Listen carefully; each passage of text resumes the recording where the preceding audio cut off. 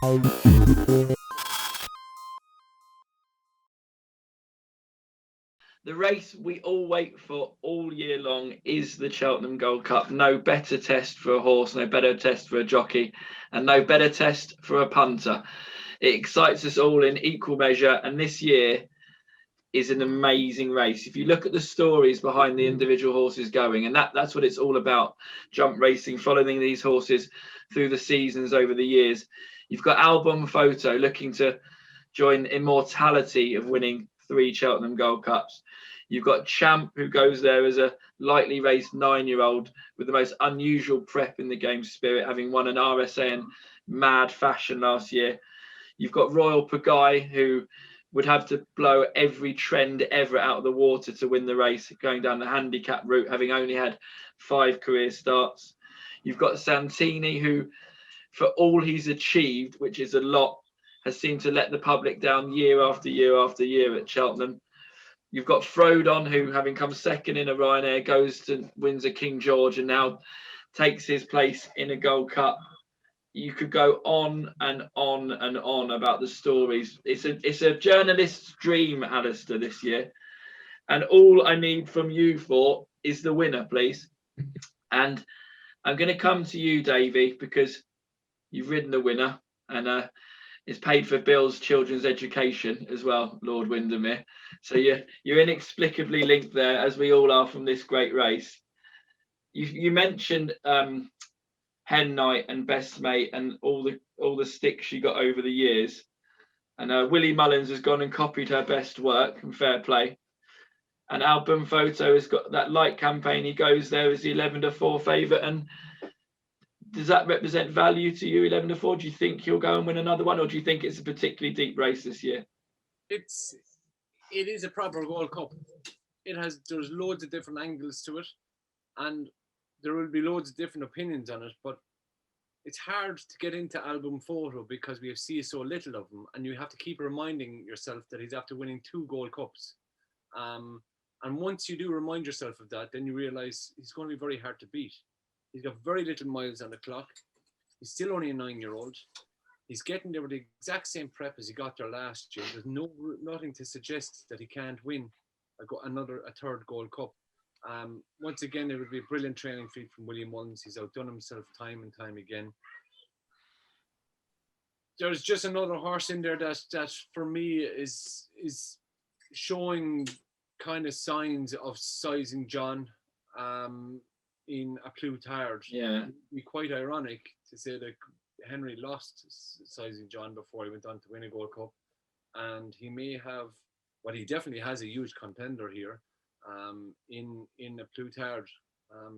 He's been there, he's running a Ryanair. Okay, it was disappointing, but as it turned out, maybe he's crying out for 3 miles plus.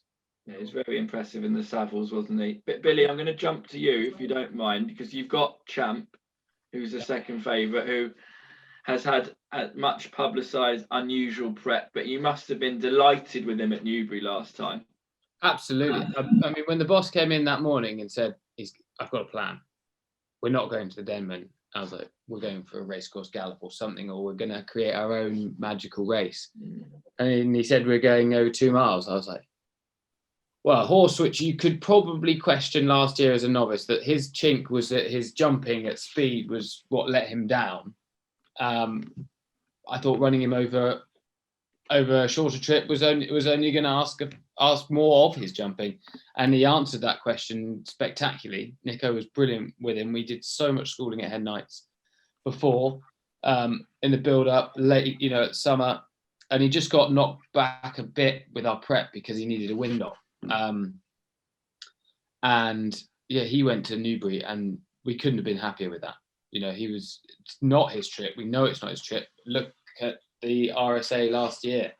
And that wind operation could have come. That could have been with warning signs then. So with Champ, hugely impressed with how he handled Newbury, and going into the Gold Cup. Funny prep, but as you say, and you've highlighted, these horses, you don't want them to come into the Gold Cup having had a busy season. As Boum Photo showed us, Best Mate showed us, one prep run is potentially, it is all you need. So he's coming in off one run, yes, it's close enough, but he came out of that race very well. So it's funny, isn't it, how we're all saying, oh, now learning from best mate, but it wasn't like best mate was 3 years ago. Best mate was 15, 16, 17, 18 years ago. Like, why has it taken people so long to cotton on, do you think?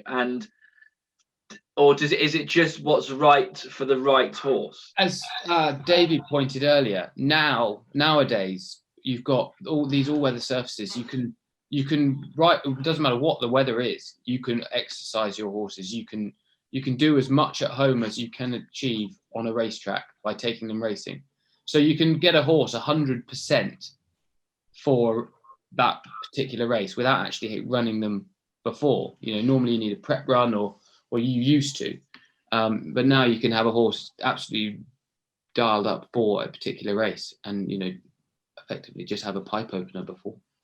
Alistair, you're a bit like me. You like to talk a good game, but you're an old romantic, really, given that film you told me to watch last week. And this is your type of thing. Look at the storylines. You've probably got them all written already for whichever one gets the job done. No, it doesn't. I love it. It doesn't work like that. I remember about 3 years ago, Ruby Walsh ringing me and saying the best handicapped horse at Cheltenham was a thing called Boum Photo, who nobody had ever heard of. And it failed by one to get into something like, not the Fred Winter, but something else. And one shudders to think how far it would have won had it got in the race. But I've been a big fan of the horse ever since.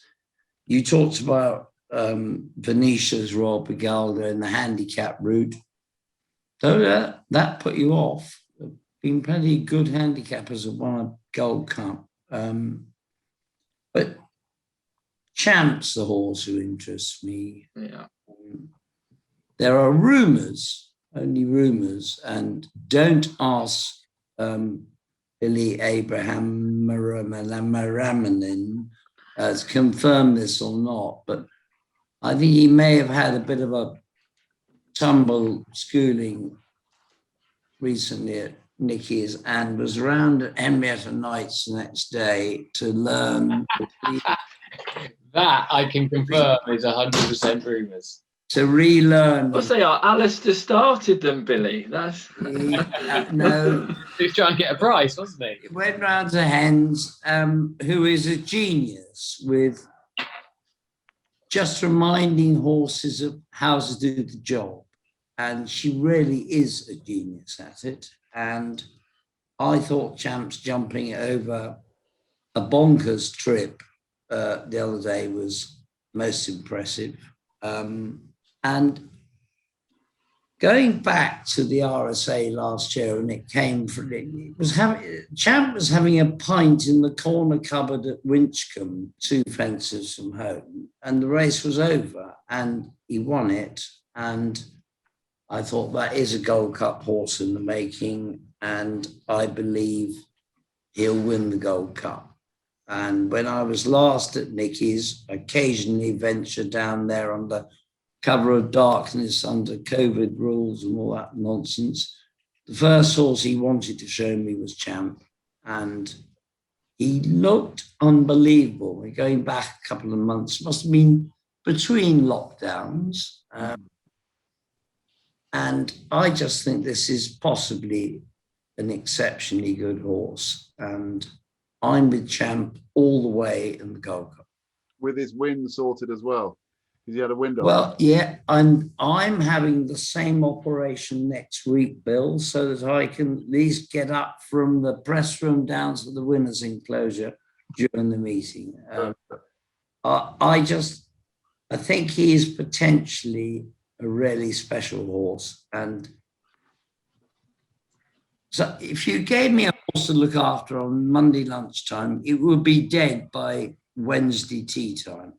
He'd have had a bloody good time, though, wouldn't he, Alistair? He'd had a good time. He'd had a good night at the King's. That's what it's all about. But the point is, when I walked into the box with Nicky to see this horse, it was going back 3 or 4 months, I imagine, and he just knocked your eye out as an individual. And everything about him shone, and everything about him had this air of cool and chill. I'm sure, like, he's not like See You Then. He used to eat Henderson's cashmere jerseys for breakfast, every day, and hated him with a passion. I think Champ's a proper horse. I thought the run the other day was incredibly satisfactory, and I imagine that Nicky, who I don't think enjoys the next couple of weeks as much as some of us do, because we're getting excited and he's getting terrified. I think they must be very happy at Seven Barrows with him. And for me, he wins the Gold Cup. I agree. You've put it a little bit more eloquently and longer than I would. Bill, Gold Cup, please. Winner. Yeah. Listen, so much has been said. You've got to respect the top two of the market. Boum Photo, I've got him wrong every year. He's a proper stayer, and that's what keeps catching me out as he stays. As the race gets longer, he gets better, and that's why he's won 2 Gold Cups, and he's the one to beat again. He's got the perfect prep. Willie Mullins said a few years ago that with all his Irish Gold Cup successes, he couldn't work out why he wasn't winning the Gold Cup. And then on a press trip, he said, I think I cracked it. I think the reason is because I ran too many in the Irish Gold Cup, and they all had hard races in February, and they couldn't get the job done at Cheltenham. And that's a key thing with this horse, is that he hasn't had all those hard races. So he comes here fresh. He sets the bar high. I totally buy into the Champ side of things. We touched on about Disney and about fairy tales. Would there be a bigger fairy tale than Native River and Richard Johnson winning this? Because that's a runner for me too. He said recently that Native River gave him an unbelievable feel the other day, and he's a proper stayer. And racing is such a funny old game and a funny old sport that the Tizard stable that's been so out of form all season, it just wouldn't surprise you. And for me, I would probably be interested in Native River at a big price, 16 or 18 to 1, particularly if there was any rain around. But of the leading kind of protagonists, I would probably go for A Plus Tard that Davey mentioned. Got that track form in the past, and I think De Bromhead's a brilliant trainer in his own right, and I thought A Plus Tard could be the one. So I go those two. I go A Plus Tard and Native River at this stage. So to conclude the Gold Cup, we've got 3 Champs and 2 A Plus Tards. You throw Santini in there as well. And a partridge in a pear tree. Billy, we should touch on Santini before we finish. Just give us a quick line on him, because he has achieved an awful lot and he hasn't got the adulation he probably deserves, because second and thirds don't quite get the love, do they? No, they don't. And the way he travels is, I get, as a punter, I completely understand, because he's always looks, like he is behind the bridle, and he always looks like he could be trying a little bit harder. But he's such a character of a horse. Anyone who meets him loves him. He himself believes he's the greatest thing in the world, but he doesn't quite transpire that to the racetrack, sadly. Luke's a bit like that. Billy, you haven't got to have an affair with the horse. He's going to win the Gold Cup. Is he going to wear blinkers? Is he going to wear blinkers, Billy? I would like him to wear blinkers. I think that Mr. Kelvin Hughes and Mr. Henderson will be having that discussion. I would like to see it happen. Yeah, I'd like to imagine Aidan, who rides him, would like to see it. If you want it to happen, Billy, just assume the role of sommelier, keep the red going, and you could probably have 2 sets of them on by the end of the night. Yeah, I think. Actually, I find the white better at Henderson's myself. And on that wonderful note, I thank all of you 4 gentlemen for your time. I really do appreciate it. It's such a shame we can't all meet up and do it in the pub like we normally do, because we'd be straight down for a drink together. And I do miss doing that with you all. I miss seeing you all, as everyone is missing out on things all over the country. But Cheltenham is there for us. It will be great to watch it no matter what. And I wish everyone all the best of luck. I hope you all back some winners. And everyone at home, like I've said, if you enjoy the videos, don't forget Wednesday, the 10th of March, 6 o'clock, we've got the live preview night on starsports.bet. Best of luck at the 2021 Cheltenham Festival.